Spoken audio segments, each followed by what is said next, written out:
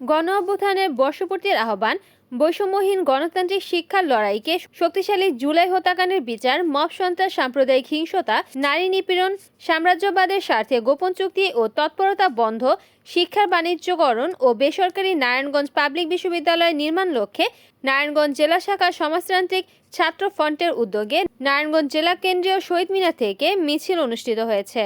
7ই August বেলা 4টায় নারায়ণগঞ্জ জেলা কেন্দ্রীয় শহীদ মিনারে আলোচনা সভা, পুরস্কার বিতরণী ও সাংস্কৃতিক অনুষ্ঠান অনুষ্ঠিত হয়। আলোচনা সভা ও সাংস্কৃতিক অনুষ্ঠানে উপস্থিত ছিলেন নারায়ণগঞ্জ জেলার বাসদ আহ্বায়ক কমরেড লিখন দাস, নারায়ণগঞ্জ কলেজের অধ্যক্ষ ডক্টর ফজলুল হক, মাসুদ ইবনে রহমান, সমাজতান্ত্রিক ছাত্র ফ্রন্টের কেন্দ্রীয় কমিটির সাংগঠনিক সম্পাদক সুহাইল আহমেদ শুভ। অনুষ্ঠানে সভাপতিত্ব করেন নারায়ণগঞ্জ জেলা সমাজতান্ত্রিক ছাত্র ফ্রন্ট আহ্বায়ক সাইফুল ইসলাম। আরও উপস্থিত ছিলেন সমাজতান্ত্রিক ছাত্র ফ্রন্টের অন্যান্য নেতৃবৃন্দ।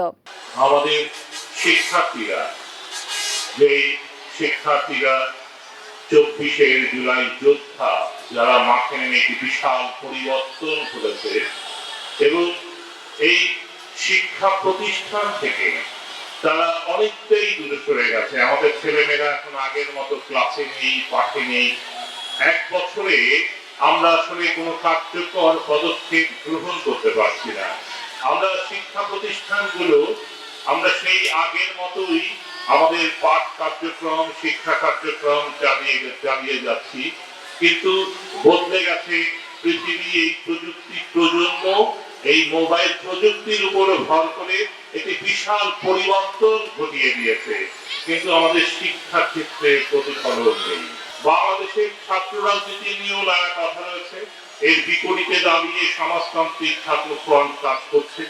আমি আজকে সমাজতান্ত্রিক ছাত্র ফ্রন্ট যে সাংস্কৃতিক প্রতিযোগিতার আয়োজন করেছে, যে আমাদের শিক্ষার্থীদের ভিতরে সাংস্কৃতিক চেতনা জাগিয়ে তোলার জন্য, আমি মনে করি সেই ধারা অব্যাহত থাকবে এবং সমাজতান্ত্রিক ছাত্র ফ্রন্ট সত্যিকার অর্থে শিক্ষার্থীদের শিক্ষার সঙ্গে জ্ঞান চর্চার সঙ্গে যুক্ত করার চেষ্টা করবে। প্রাইমারি এডুকেশন থেকে হায়ার এডুকেশন পর্যন্ত ছাত্ররা যাতে আর্থিক সংকটের কারণে তাদের পড়ার ক্ষেত্রে বাধা না হয়, আমরা সেই সংস্কার কমিশন গঠন করতে আমরা দেখলাম না। বা শিক্ষাখাতে এবার যে বাজেটে, সেই শিক্ষাখাতের বাজেটে গত বছরের থেকেও কমে গিয়েছে। এটা হওয়ার কথা ছিল না।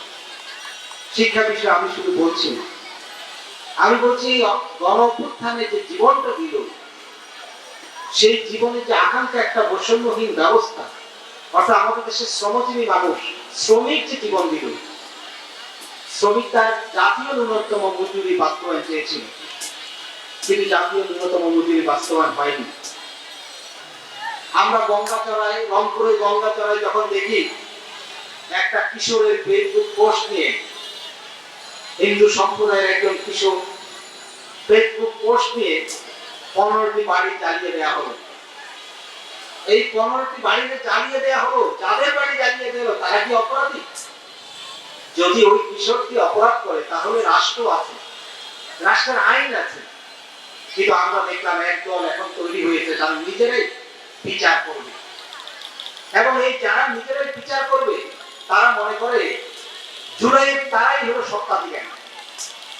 অথচ জুলাইয়ে যারা জীবন দিয়েছে তারা সেখানে দেয়ালে লিখেছে, আমাদের ছেলে মেয়েরা দেয়ালে লিখেছে যে একটা অসাম্প্রদায়িক দেশ, ধর্মের নামে কোনো গোষ্ঠীর উপর আক্রমণ করা যাবে না, এখানে আদিবাসী সহ বিভিন্ন সম্প্রদায়ের মানুষ পাশাপাশি সেখানে থাকবে।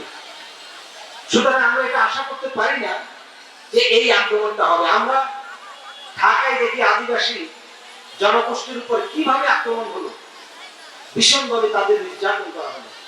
আমরা সেটা প্রত্যাশা করি না। এটার নাম দিয়েছে আমরা মব ভায়োলেন্স, এবং রাষ্ট্রপক্ষ থেকে অন্তর্বর্তী সরকারের প্রধান উপদেষ্টা প্রেস সচিব যখন বলেন এটাকে মব ভায়োলেন্স বলা যাবে না, এটা প্রেশার গ্রুপ। কোনটা প্রেশার গ্রুপ আর কোনটা ভায়োলেন্স এটা বোঝার মতো তার ক্ষমতা নাই, এটা আমরা মনে করি না। রিপোর্ট করেছেন সুমন ইসলাম, NN টিভি, নারায়ণগঞ্জ।